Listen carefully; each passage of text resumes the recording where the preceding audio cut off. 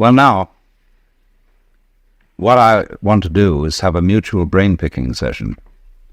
And I'm going to start the ball rolling by saying why I, as a philosopher, am interested in many things that you are all probably interested in professionally. Basically, what we're going to talk about, I suppose, is the problem of control, as exemplified in the ancient Latin question, quis custodiet custodies ipsos? Who guards the guards? Now, we know that we're living in an age when there's been an enormous proliferation of techniques for subjecting every kind of natural process outside the human skin, and now increasingly inside the human skin, to some form of rational control. And as we succeed in doing this, it also becomes apparent that we're failing, that the process becomes of such a high degree of complexity that we begin to feel that we're standing in our own way, that everybody complains the state of affairs in the modern world, in the technological world, is so complicated that nobody can understand it, and nobody really knows what to do. That, for example, you want to run a small business, and you find you run into such enormous legal hassles that you need so many secretaries to do the paperwork, that you can hardly do the business, that you're trying to run a hospital, but that you have to spend so much time making records and writing things down on paper that you don't have much time to practice medicine, that you're trying to run a university, and the requirements, the recording, the endless red tape of the registrar's office and the administration building is such that the actual work of research and teaching is seriously hampered. And so the individual increasingly feels himself obstructed by his own cautiousness. This is basically what it is. Now, to explain myself, first of all, because most of you are strangers to me, I am a philosopher who has for many years been interested in the mutual fructification of Eastern cultures and Western cultures, studying Oriental ideas, not in the spirit of saying to the West, you ought to be converted to Oriental ideas, but in the spirit of saying, you don't understand the basic assumptions of your own culture if your own culture is the only culture you know. Everybody operates on certain basic assumptions, but very few people know what they are. You can say, very often encounter the sort of character who's an American businessman, and he says, well, I'm a practical businessman. I believe in getting results and things done, and all this thinking and highfalutin logic and nonsense is of no concern to me. Now, I know that the practical basic assumptions, the metaphysics of that man, can be defined as pragmatism, as a school of philosophy. But it's bad pragmatism because he's never thought it through. And so it's very difficult, you see, to get down to what are your basic assumptions. What do you mean by the good life? What do you mean by consistency? What do you mean by rationality? The only way of finding out what you mean by these things is by contrasting the way you look at something by the way it's looked at in another culture. And therefore we have to find cultures which are in some ways as sophisticated as our own, but as different from our own as possible. And of course, for this purpose, I always thought that the Chinese were optimal, and the Indians, the East Indians. and that by studying the ideas of these people, by studying their life goals, we could become more aware of our own. It's the old principle of triangulation. You don't establish the situation of a particular object unless you observe it from two different points of view and thereby calculate its actual distance from you. So by looking at what we are pleased to call reality, the physical world, from the basic standpoints of different cultures, I think we're in a better position to know where we are than if we only have one single line of sight. And therefore this has been my interest and my background. And arising out of this, there has come a further question, which I would call the problems of human ecology. How is man to be best related to his environment, especially in circumstances where we are in possession of an extremely powerful technology and have therefore the capacity to change our environment far more than anyone else has ever been able to do so? Are we going to end up not by civilizing the world, but by Los Angelizing it? In other words, are we going to foul our own nest as a result of technology? But all this gets down to the basic question is, really, what are you going to do if you're God? If, in other words, you find yourself in charge of the world through technological powers, and instead of leaving evolution to what we used to call in the 19th century the blind processes of nature, that was begging the question to call them blind. But at any rate, we say we're not going to leave evolution anymore to the blind forces of nature, but now we're going to direct it ourselves, because we are increasingly developing, say, control over genetic systems, control over the nervous system, control over all kinds of systems. Then simply, what do you want to do with it? But most people don't know what they want, and have never even seriously confronted the question of what they want. You ask a group of students to sit down and write a solid paper of 20 pages on what is your idea of heaven. What would you really like to happen if you could make it happen? And that's the first thing that starts people really thinking, because you soon realize that a lot of the things you think you would want are not things you want at all. Supposing, just for the sake of illustration, you had the power to dream every night any dream you wanted to dream. And you could, of course, arrange for one night of dreams to be 75 years of subjective time, or any number of years of subjective time.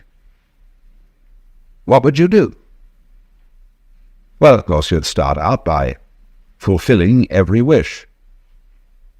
You would have routs and orgies and all the most magnificent food and sexual partners and everything you could possibly imagine in that direction. When you got tired of that, after several nights, you would switch a bit and you'd soon find yourself involved in adventures and contemplating great works of art, fantastic mathematical conceptions. You would soon be rescuing princesses from dragons and all sorts of things like that. And then one night you'd say, now look, tonight what we're going to do is we're going to forget this dream as a dream. And when you woke up from that one, you'd say, ooh, wasn't that an adventure? Then you would think more and more far-out ways to get involved and let go of control, knowing that you'd always come back to center in the end. But while you were involved in the dream, you wouldn't know you were going to come back to center, be in control. And so eventually you'd be dreaming a dream in which you found yourselves all sitting around in this room, listening to me talking, all involved with the particular life problems which you have. And maybe that's what you're doing. But here's the difficulty, you see. The difficulty of control. Are you wise enough to play at being God? And to understand what that question means, we've got to go back to metaphysical assumptions underlying Western common sense.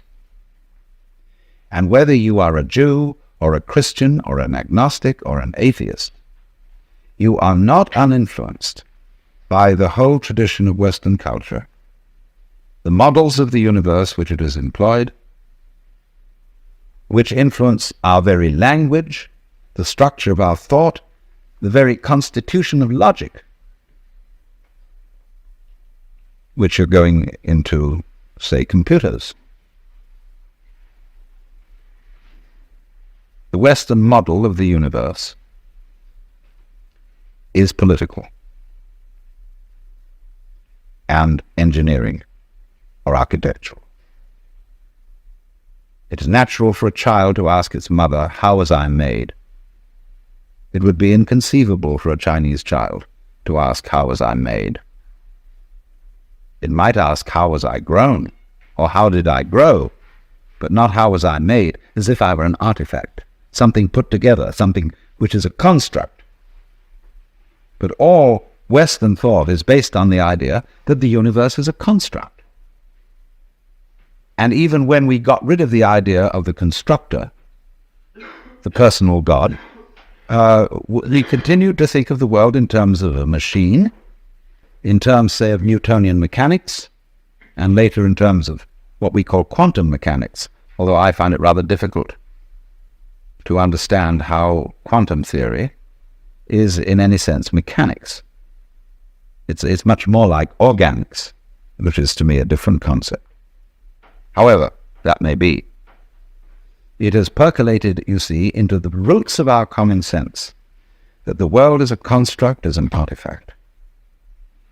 And therefore, as one understands the operations of a machine by analysis of its parts, by separating them into their original bits, we have bitted the cosmos and see everything going on in terms of bits of information, and have found that this is extremely fruitful in enabling us to control what's happening. After all, the whole of Western technology is the result of bitting. Let's suppose, you want to eat a chicken. You can't eat the whole chicken at once. You have to bite it. You have to reduce it to bits. But you don't get a cut-up fryer out of an egg. It doesn't come that way.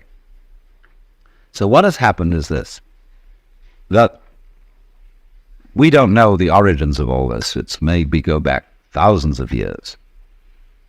The way we develop the art of thinking, which is essentially calculus, is this. The universe as it comes in nature, the physical universe, is something like a Rorschach blot. It's all wiggles.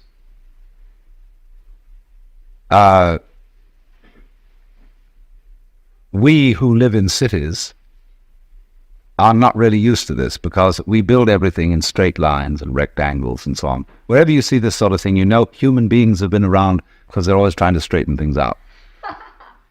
But nature itself is clouds, is water, is the outlines of continents, is mountains, is biological existences, and all of them wiggle. And wiggly things are to human consciousness a little bit of a nuisance, because we want to figure it out. And it is as if, therefore, some ancient fisherman one day held up his net and looked at the world through the net. And he said, "My, just think of that.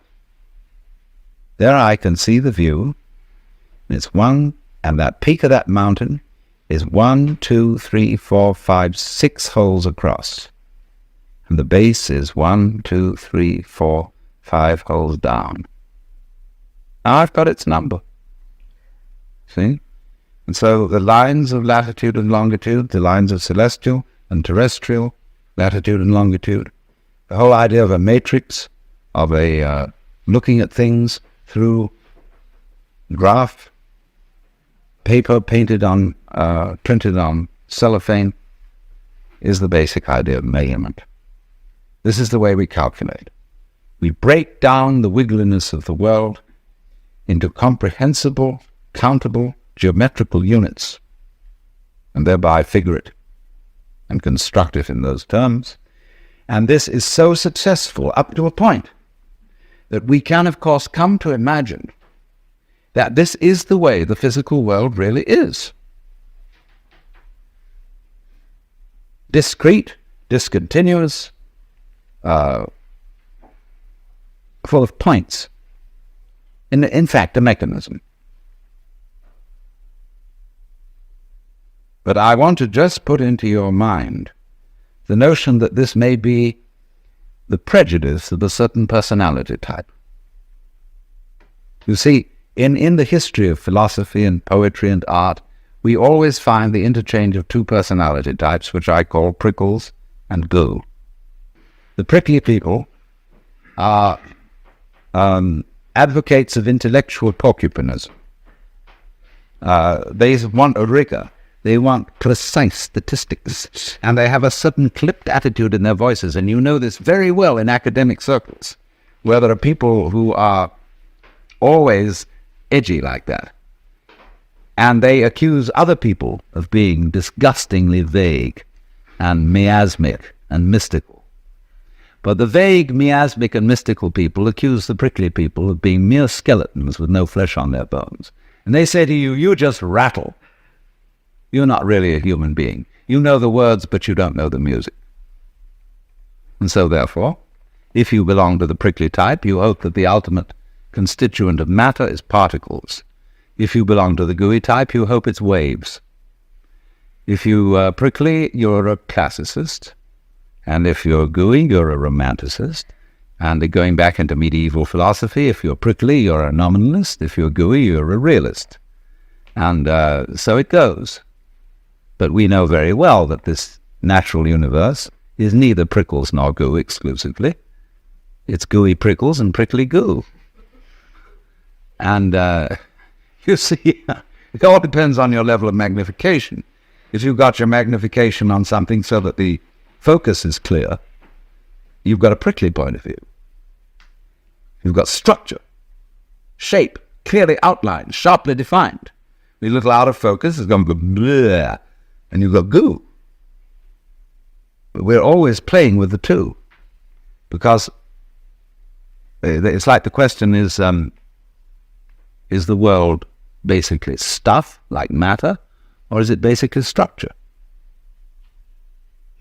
Well, we find out, of course, today that in science we don't consider the idea of matter, of there being some sort of stuff, because supposing you wanted to describe stuff, in what terms would you describe it? You always have to describe it in terms of structure, something countable, something that can be designated as a pattern. So we never get to any basic stuff. It seems to me that this way of thinking is based on a form of consciousness which we could best call scanning. The capacity to divide experiences into bits is somehow related to a physical facility which corresponds to sweeping a radar beam or a spotlight over the environment. The advantage of the spotlight is it gives you intensely concentrated light on restricted areas. A floodlight, by comparison, has less intensity. But if you examine, say, this room were in total darkness, and you use the spotlight, very thin beam, and you scanned the room with it, you would have to retain in memory all the areas over which it passed, and then by an additive process, you would make out the contours of the room. And it seems to me that this is something in which civilized man, both in the East and in the West, has specialized. In a method of paying attention to things which we call noticing. And therefore it's highly selective. It picks out, it's punctive, it picks out features in the environment which we say are noteworthy and which we therefore register with a notation, be it the notation of words, the notation of numbers, or such a notation, say, as algebra or music. So that we notice those things, only those things, for which we have notation. When a child, very often child will point at something and say to its parents, "What's that?" And they're not clear what the child is pointing to. The child has pointed to something which we consider is not a thing. The child has pointed to an area, say, of funny pattern on a dirty wall, and has noticed a figure on it. But the child doesn't have a word for it and says, "What's that?" And the adult says, "Oh, that's just a mess." Because that doesn't count for us as a thing. So you come through this to the understanding, what do you mean by a thing? It's very fascinating to ask children, what do you mean by a thing? And they don't know, because it's one of the unexamined suppositions of the culture. What do you mean by an event? Well, everybody knows what an event is, but nobody can say. Because a thing is a think. It's a unit of thought, like an inch is a unit of measurement. And so we thing the world, that is to say, in order to measure a curve, you have to reduce it to point instants. And apply the calculus, so in exactly the same way, in order to discuss or talk about the universe, you have to reduce it to things. But each thing or think is, as it were, one grasp of that spotlight. Going ch, ch, ch, ch, ch, ch, ch, ch, like this, you see? So we reduce the infinite wiggliness of the world to grasps or bits. We're getting back to biting, you see, the idea of the teeth. To grasps of thought. And so we thereby describe the world in terms of things, just as that fisherman could describe his view by the number of net hole through which the view was showing. And this has been the immensely and apparently successful enterprise of all technological culture, superbly emphasized by ourselves. The Western model of the universe is political and engineering or architectural. And therefore, as one understands the operations of a machine by analysis of its parts, by separating them into their original bits, we have bitted the cosmos and see everything going on in terms of bits of information, and have found that this is extremely fruitful in enabling us to control what's happening. After all, the whole of Western technology is the result of bitting. And so we thing the world, that is to say, in order to measure a curve, you have to reduce it to point instants.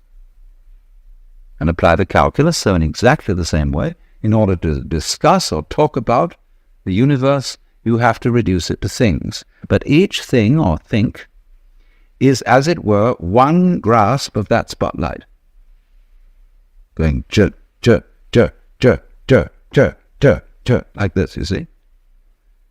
So we reduce the infinite wiggliness of the world to grasps or bits. We're getting back to biting, you see, the idea of the teeth. To grasps of thought.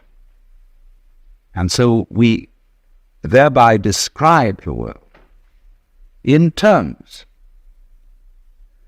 of things, just as that fisherman could describe his view by the number of net hole through which the view was showing.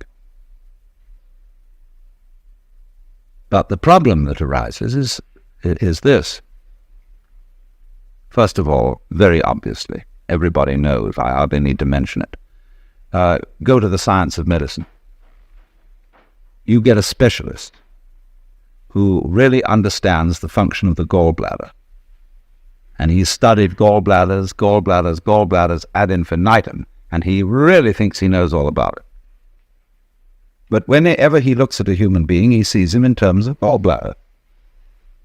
And so if he operates on the gallbladder, he may do so very knowledgeably about that particular area of the organism. But he does not foresee the unpredictable effects of this operation in other connected areas, because the human being's gallbladder is not a thing in the same way as a spark plug in a car can be extracted and a new one replaced. Because the system isn't the same. There is a fundamental difference between a mechanism and an organism, which can be described operationally. Mechanism is assembled. You add this bit to that bit to that bit to that bit. But an organism grows. That is to say, when you watch in a microscope a solution in which crystals are forming, you don't see this thing of little bits coming in, joining each other, and finally making up a shape. You see a solution where, well, it's like when you watch a photographic plate developing. But suddenly, the whole area which you're watching seems to organize itself, to develop, to make sense. Moving from the relatively simple and gooey to the relatively structured and prickly. But not by addition. So then, if we are trying to control and understand the world through conscious attention, which is a scanning system, which takes in everything bit, what we're going to run into is that if that's the only method we rely on, everything is going to appear increasingly too complicated to manage. So that you get, for example, let's take the problem of the electronic industry. The catalogues of products that are being produced over the world by the electronic industry. Who has read all the catalogues? How do you know where you've got something you're working on, whether it's patented or not? Who else has taken out a patent? Has anybody had time to read all the catalogues? Well, nobody has. They're just voluminous. And it's exactly the same in almost any other field. There's an information explosion like a population explosion. How on earth are you going to scan all that information? Yes, of course you can get computers to help you in this direction, but by Parkinson's law, the sooner you'll become more efficient in doing this, the more the thing is going to develop, so that you will have to have more efficient computers still to assimilate all the information. You'll be ahead, but only for a short time. So you see, this is a problem of the sort of competition of consciousness, of its how fast can you go, and keep track of it, you see? And say, I've got a good memory, I can keep track of that. And you say to you, I bet you can't. I'll go more complicated than you. See, musicians do this, we're drummers, and they get things going, and they start, and so long as they count, and lots of musicians do count, which is crazy, but they do, and they count, and they out-complicate each other to the point where you can't retain it any longer in memory.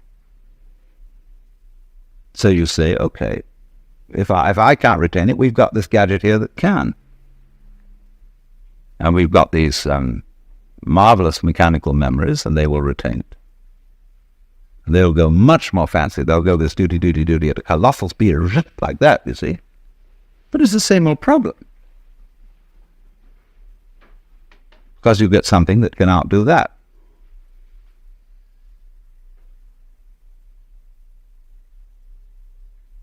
So we end up asking,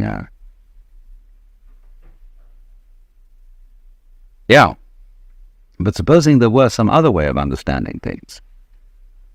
Let's go back from the spotlight to the floodlight, to the extraordinary capacity of the human nervous system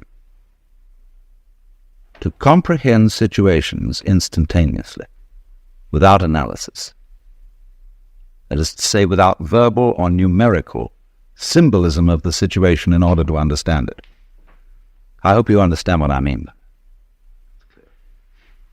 We do that. We have this curious ability of pattern recognition, which the mechanical systems have only in a very primitive way. Xerox have put out a machine which recognizes figures written in almost anyone's handwriting, provided their handwriting is fairly grade school and normal.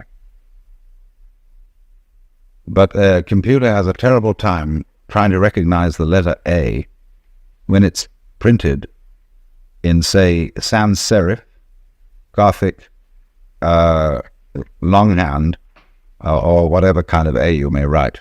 The human recognizes instantly this pattern, but the computer is still at a disadvantage here. It seems to lack a kind of capacity I would call field organization, because it's all punctive, it's digital. It is like a newspaper photograph, you know, which when you look at it under a microscope is all dots. Now, so the problem is this.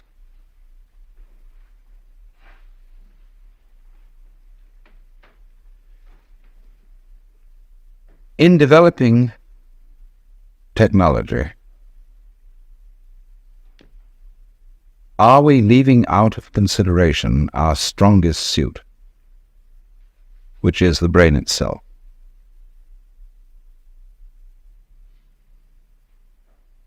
See, we are at a situation where the brain is still not really worked out by even the most competent neurologists.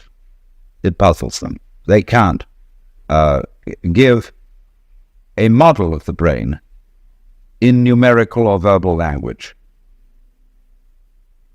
Now, you are that, you see. You are this thing. You yourself are this thing which you yourself can't figure out. In the same way that I cannot touch the tip of this finger with the tip of this finger, I can't bite my own teeth. But I, who is attempting to touch the tip of this finger with this finger, am, by the sheer complexity of my structure, far more evolved than any system which I can imagine. This is, in a way, slightly akin to the Gödel theorem, that you can't have a system of, say, a logic which defines its own axioms. The axioms of any given system must always be defined in terms of a higher system. All right, so you are the most complex thing that has yet been encountered in the cosmos. And you can't figure you out. Now, suppose we're going to try to do that and become, as it were, completely transparent to ourselves so that we entirely understand the organization and the mechanics of our own brains. What happens when we do that? Well, you're back in the situation of God. When you're God, what are you going to do? When you're God, you know what you're going to do? You're going to say to yourself, man, get lost. Because what you want is a surprise. And when you figured everything out, there won't be any surprises. You'll be completely bored. But on the other hand,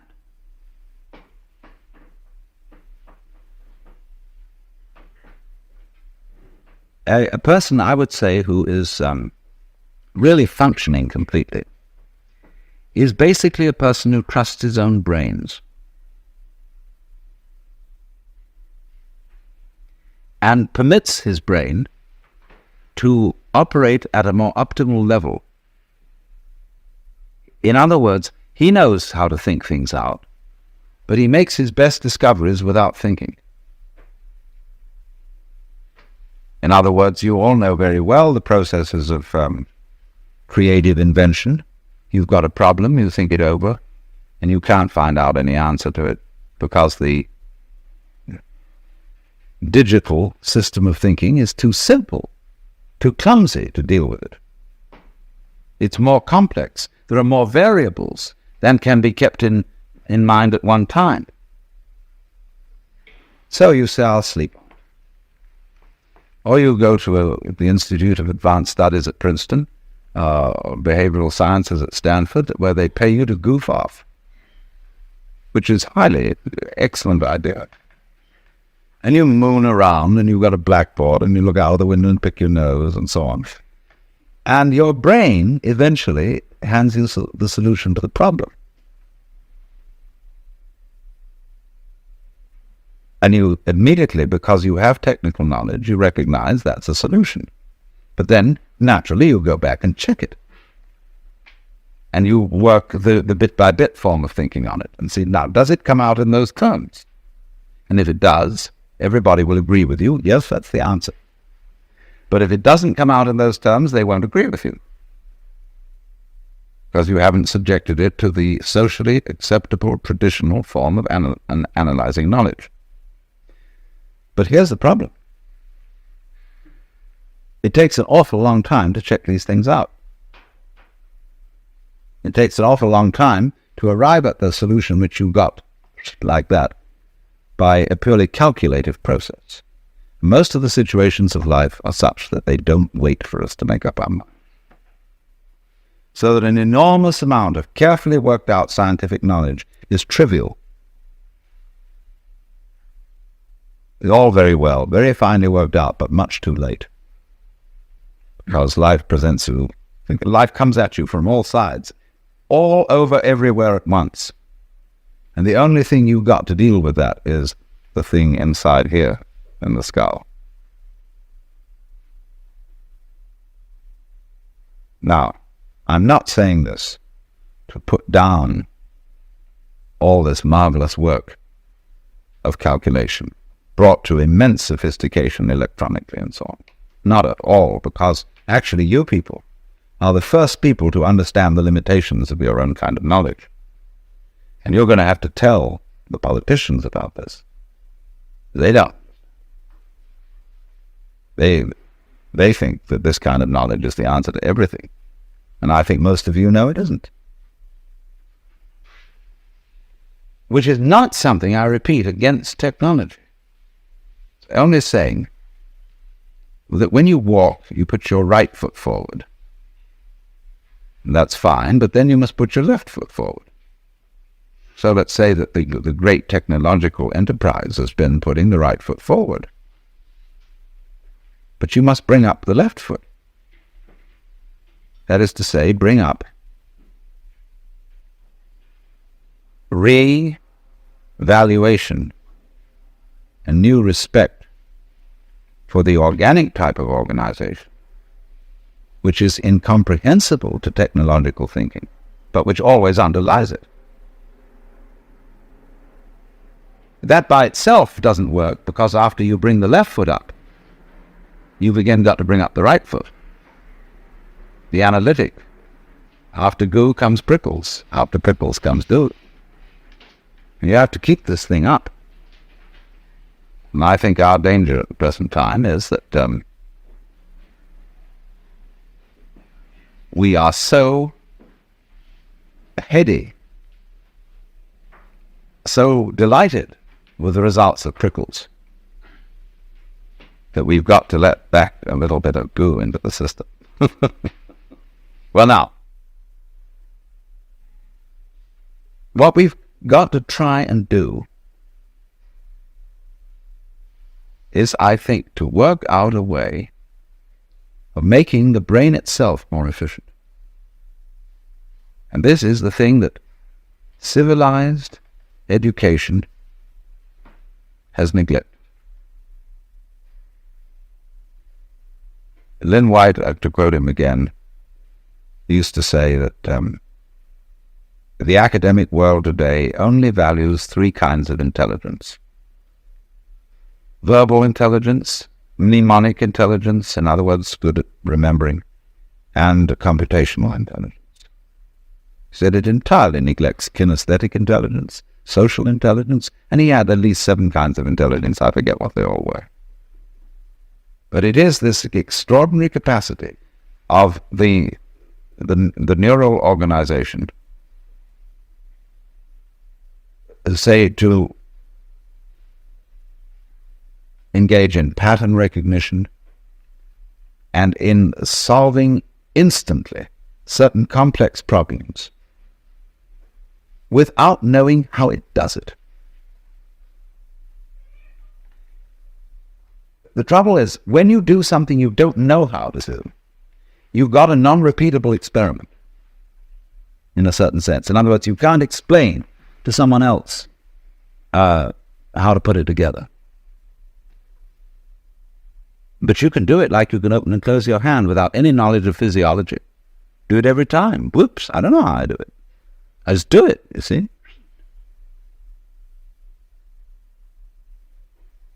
So we have an enormous potential of intelligence, of knowing how to do all sorts of things, which, to the extent that we are academically minded people, we won't allow ourselves to do, because we can't explain it. You know, for example, there's a way of cooling a brazing furnace. Very simple. But engineers say it's theoretically impossible. It can't happen. It's like bees can't fly by the laws of aerodynamics, but they do.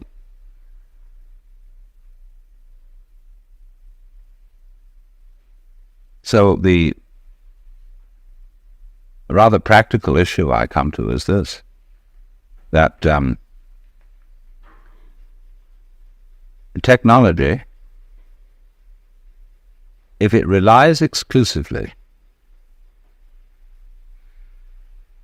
on linear thinking, is going to destroy the environment.